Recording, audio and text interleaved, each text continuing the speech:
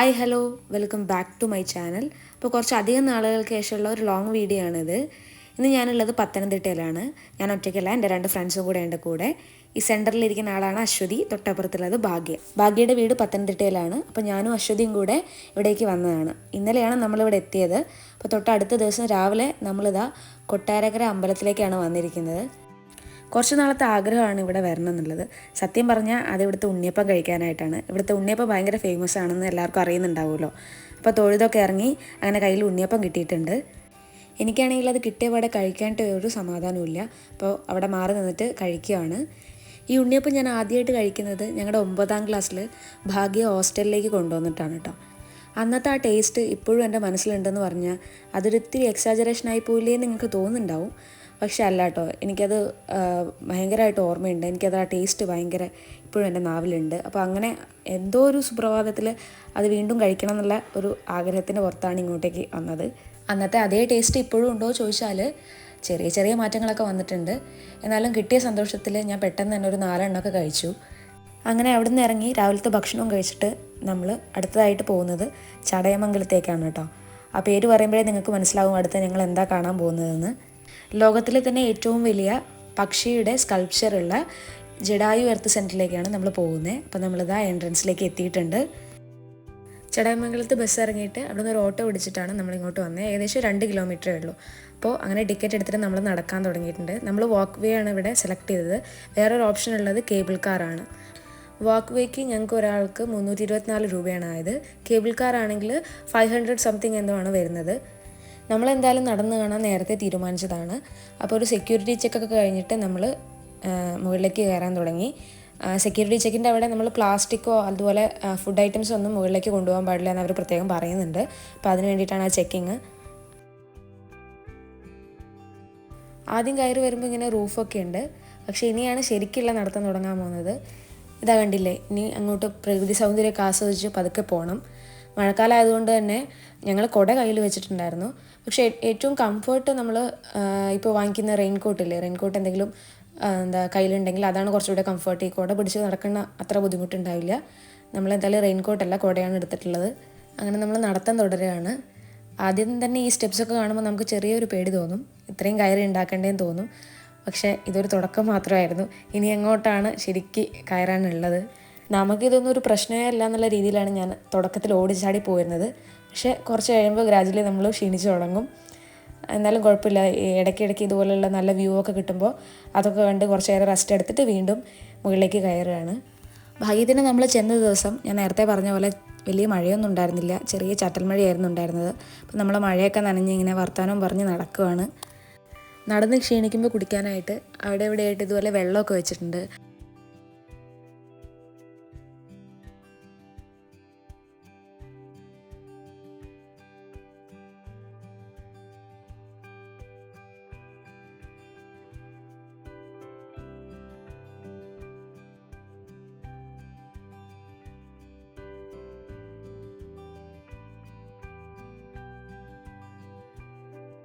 പോകുന്ന വഴിയിൽ അത്രയും ഇതുപോലെ മരങ്ങളും പാറകളൊക്കെയാണ്.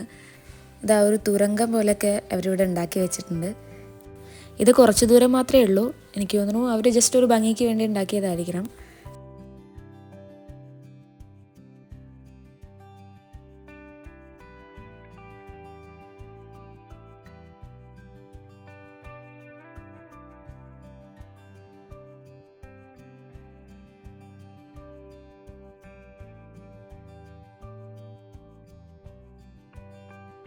കുറച്ചുകൂടെ മുന്നോട്ട് പോകുമ്പോഴാണ് ഈ ഒരു വലിയ പാറ കാണുന്നത് കേട്ടോ. ഇവിടെ ജസ്റ്റ് ഇങ്ങനെ എഴുതി വെച്ചിട്ടുണ്ട്, ഇനി അങ്ങോട്ടുള്ള 263 സ്റ്റെപ്പുകൾ കല്ലുകൊണ്ടാണ് ഉണ്ടാക്കിയിട്ടുള്ളത്. അത് ബാലൻ പിള്ള എന്ന് പറയുന്നൊരു ശില്പിയാണ് അത് ഉണ്ടാക്കിയിട്ടുള്ളത്. അപ്പോൾ അതിനെക്കുറിച്ചിട്ടൊക്കെയാണ് അവിടെ എഴുതി വെച്ചിട്ടുള്ളത്. അതിന് തൊട്ട് താഴെയായിട്ട് ഈ പാറയിൽ നിന്നുള്ള വെള്ളം വീഴുന്ന ചെറിയൊരു സ്ഥലം കൂടെ ഉണ്ടായിരുന്നു കേട്ടോ. പക്ഷെ അത് ഇപ്പോഴാണ് ഞാൻ ശ്രദ്ധിക്കുന്നത്, അത് വീഡിയോയിൽ ഇല്ല എന്നുള്ളത്. അത് നല്ല ഭംഗിയായിരുന്നു കാണാൻ, നല്ല തെളി വെള്ളമായിരുന്നു അതിലുണ്ടായിരുന്നത് കേട്ടോ. പക്ഷെ അത് വീഡിയോയിൽ ഉൾപ്പെടുത്താൻ വിട്ടുപോയി.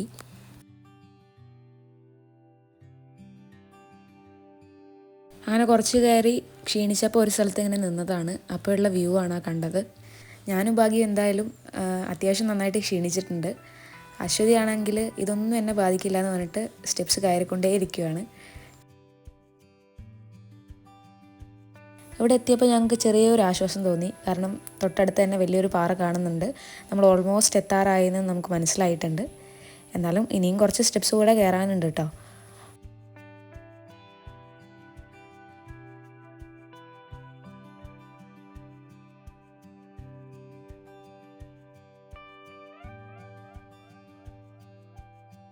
ഇപ്പോഴാണ് നടത്തം കുറച്ചുകൂടെ അഡ്വഞ്ചറസ് ആയത് കേട്ടോ. വേറെ ഒന്നുമല്ല, ഇനി അങ്ങോട്ട് സ്റ്റെപ്സ് ഇല്ല. നമ്മൾ പാറയുടെ മുകളിലൂടെ ഇങ്ങനെ പിടിച്ച് നടക്കണം. നല്ല മഴയുള്ള സമയമൊക്കെ ആണെങ്കിൽ കുറച്ചും കൂടെ ബുദ്ധിമുട്ടാവും. കാരണം ഇതിങ്ങനെ സ്ലിപ്പായി പോവും.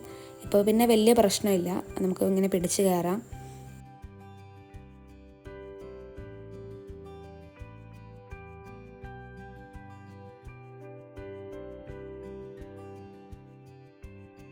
ഇവിടുന്ന് നോക്കുമ്പോൾ ഇതാ റോപ്പ് വേ കൂടെ കേബിൾ കാർ പോകുന്നത് നമുക്കിങ്ങനെ കാണാം കേട്ടോ.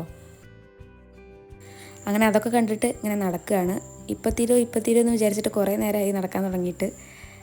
ഇതുവരെ എത്തിയിട്ടില്ല, കുറച്ചുകൂടെ ദൂരം പോവേണ്ടതുണ്ട്. അങ്ങനെ നടന്നു വരുമ്പോൾ നമ്മൾ ആദ്യം കാണുന്നത് ഇതുപോലെ ഒരു ഹെലിപാഡാണ്. ഇനി അങ്ങോട്ട് കുറച്ചും കൂടെ ദൂരം നടക്കേണ്ടതുണ്ട്.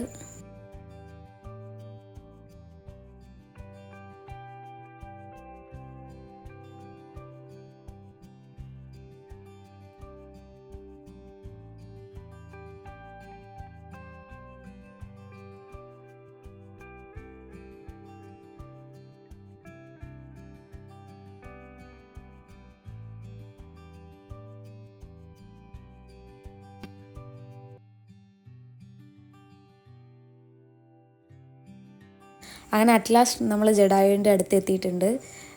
ഭയങ്കര എക്സൈറ്റഡ് ആണ്. കാരണം നമ്മുടെ നാട്ടിൽ ഇതുപോലൊരു വലിയ സ്റ്റാച്ചു ഉണ്ടാവുക എന്നൊക്കെ പറയുമ്പോൾ, അത് കാണുക എന്നൊക്കെ പറയുമ്പോൾ ഒരു സന്തോഷമല്ലേ. പിന്നെ എന്താ വെച്ചാൽ കുറച്ചുകൂടെ ഡ്രോണൊക്കെ യൂസ് ചെയ്തിട്ടുള്ള ഇതിൻ്റെ വിഷ്വൽസ് കാണാനായിരിക്കും കുറച്ചുകൂടെ ഭംഗി. നമ്മളിപ്പോൾ എത്ര ശ്രമിച്ചാലും നമുക്ക് ഇവിടുത്തെ ഇതുപോലുള്ള സൈഡ് വ്യൂ മാത്രമേ കിട്ടുള്ളൂ. അത് തന്നെ വളരെ മനോഹരമാണ്. ഇതിനകത്ത് ആക്ച്വലി ഒരു മ്യൂസിയം ഒക്കെ ഉണ്ട്, പക്ഷേ അവിടെ പണി നടന്നുകൊണ്ടിരിക്കുകയാണ്. അതുകൊണ്ട് അകത്തേക്ക് ആരെയും കയറ്റി വിടുന്നില്ല. പിന്നെ ഇവിടെ താഴെ തന്നെ നമുക്ക് എല്ലാവർക്കും അറിയുന്ന ജഡായുവിൻ്റെ ഐതിഹ്യത്തെക്കുറിച്ചിട്ട് എഴുതി വെച്ചിട്ടുണ്ട്. ഇവിടെ എന്തായാലും നമുക്ക് 2-3 കഫേസൊക്കെ ഉണ്ട്. ഈ കാണുന്ന കഫേയൊന്നും ഞങ്ങൾ പോയ സമയത്ത് ഓപ്പൺ അല്ലായിരുന്നു. അപ്പുറത്ത് 2-3 ഷോപ്പുകൾ മാത്രമേ ഓപ്പൺ ആയിട്ടുണ്ടായിരുന്നുള്ളൂ.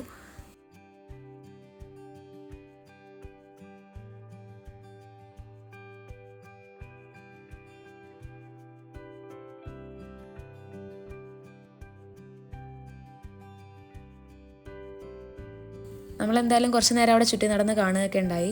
ആ കാണുന്നത് ഒരു ഓപ്പൺ സ്റ്റേജ് പോലെ അവരുണ്ടാക്കിയിട്ടുള്ളതാണ്. അവിടെ നിന്ന് വ്യൂവും ആൾക്കാർ ആസ്വദിക്കുന്നുണ്ട്. തൊട്ടിപ്പുറത്തായിട്ട് തന്നെ ഒരു ശ്രീരാമൻ്റെ അമ്പലം ഉണ്ടായിരുന്നു. നമ്മൾ അമ്പലത്തിൽ കയറിയിട്ടുണ്ടായിരുന്നില്ല. അതിനോട് ചേർന്നിട്ട് തന്നെ ഒരു ചെറിയ ഷോപ്പും ഉണ്ടായിരുന്നു. ആൻറ്റിക്സും അതുപോലെ ദൈവത്തിൻ്റെ ചെറിയ വിഗ്രഹങ്ങളൊക്കെ വിൽക്കുന്ന ഒരു ഷോപ്പായിരുന്നു.